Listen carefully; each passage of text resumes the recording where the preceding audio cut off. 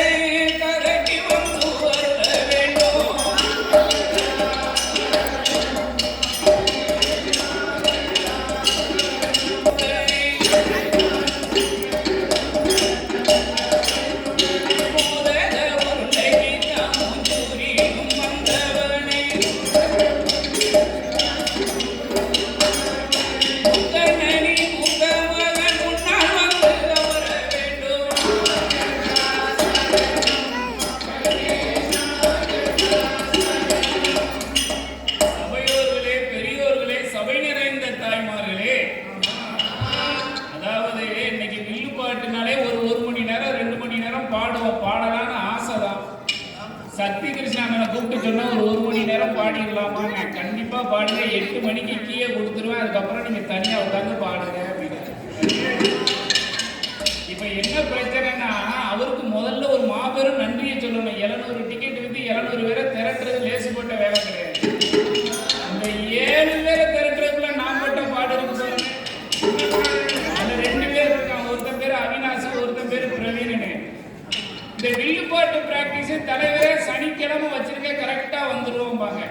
ஆமா, 10 மணிக்கு வில்லுப்பாட்டுனா தலைவரை 10 மணிக்கு வச்சிருக்கீங்க. பிள்ளைங்களுக்கு ஸ்விம்மிங் கிளாஸ் இருக்குமா? சரியா, இப்போ மத்தியானம் 3 மணிக்கு வச்சிடலாம்னா தலைவர் தமிழ் கிளாஸ் இருக்குமா?